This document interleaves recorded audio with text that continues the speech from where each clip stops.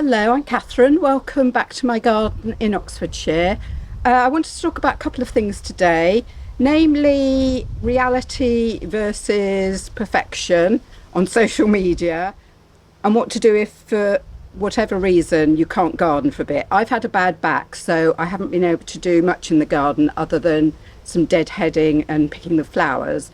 But there's loads of weeding, loads of staking, loads of jobs that need doing, and I just haven't been able to do it. And it made me think that just because I'm showing my garden, it doesn't mean that it's any different from yours. I just probably pick the better bits and don't show you the worst bits. But I am going to show you a bit of reality, and so it's not too depressing.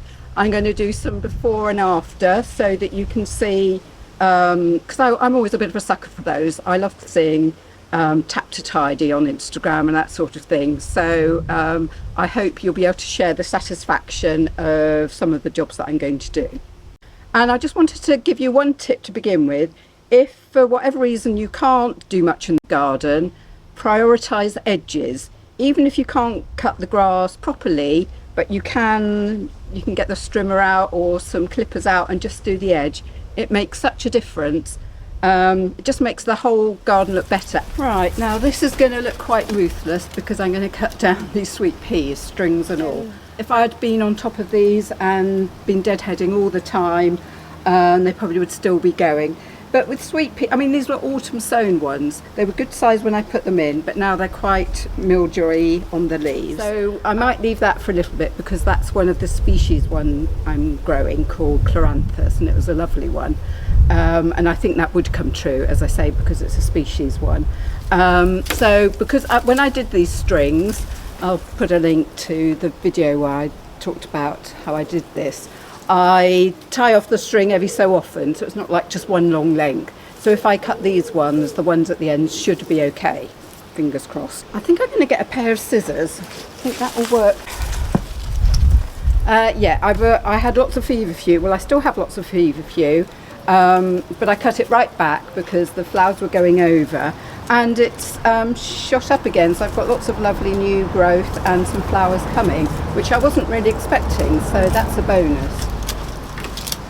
This is so satisfying. And because I just used regular string, it can all go on the compost heap.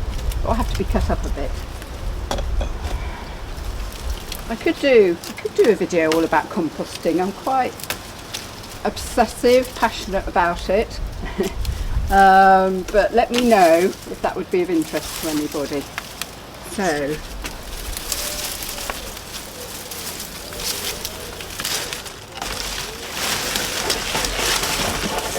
right, I'm just going to chuck all that over there for now. Ooh.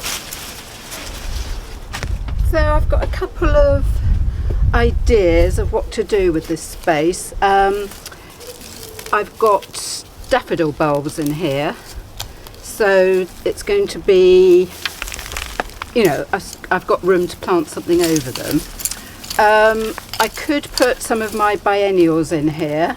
I've got lots of chrysanthemums in pots, which, because they too have been a bit neglected, they're getting quite leggy.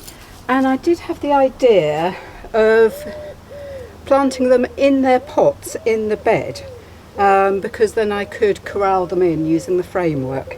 So I have yet to decide about that.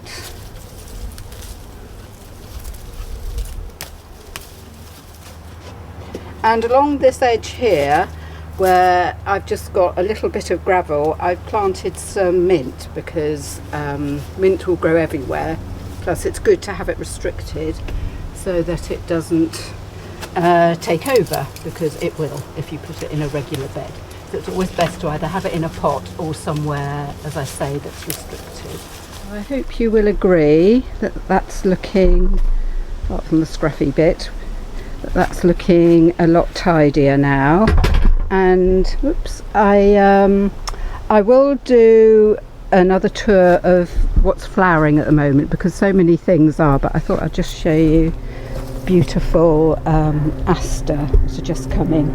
I think that's the lavender one, and then I've got rather clashing with the yellow coreopsis, I've got this beautiful apricot one. but as I say, I'll do a proper tour soon.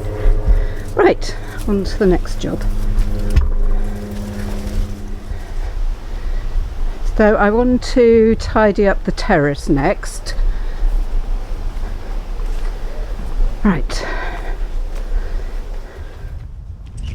And then mostly what I've got here are things, this season's plants that never made it, or they got left in their pots before, like this was a cucumber market more, it says on there, and I didn't have room. I gave some away.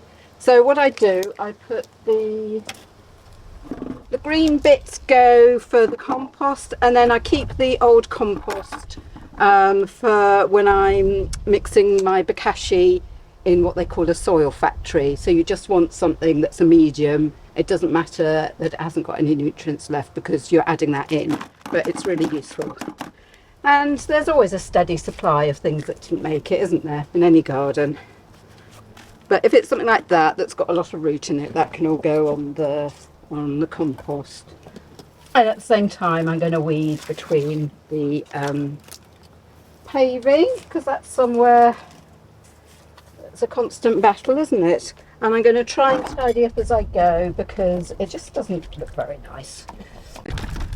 And I think because there is a cycle in the garden, because all the plants that didn't make it will go on the compost, and the used compost will get used again with my bokashi, it kind of makes it easier to chuck things out. And then here are lots of self-seeded things, principally the Viper's Bugloss, which looks pretty horrible when it's gone over, and there's seed everywhere.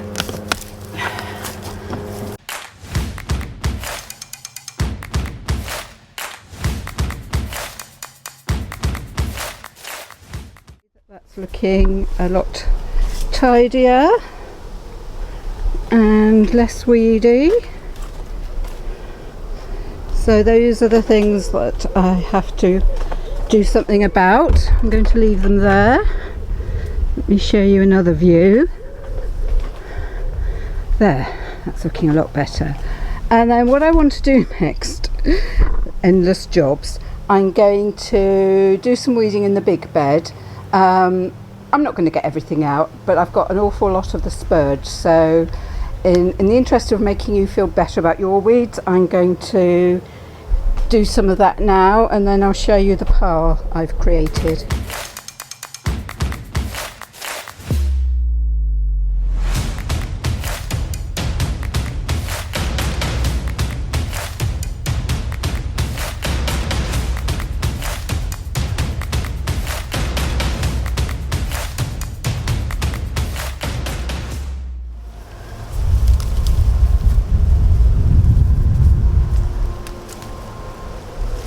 Right, so that's like one small, wasn't even a very big area, was it?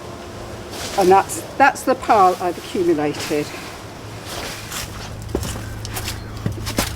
And then possibly the least glamorous bit of my garden is this area here behind our house. We've got these two sheds, both need re-roofing and re-varnishing. But I actually find this really satisfying to weed here because they come out so easily. So in quite a small time you can make the area look better. So let's get started. It's all Herb Robert pretty much, with a few other things.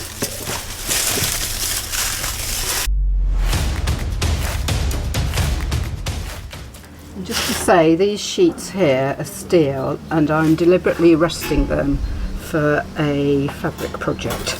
So you might get to see that if you're lucky.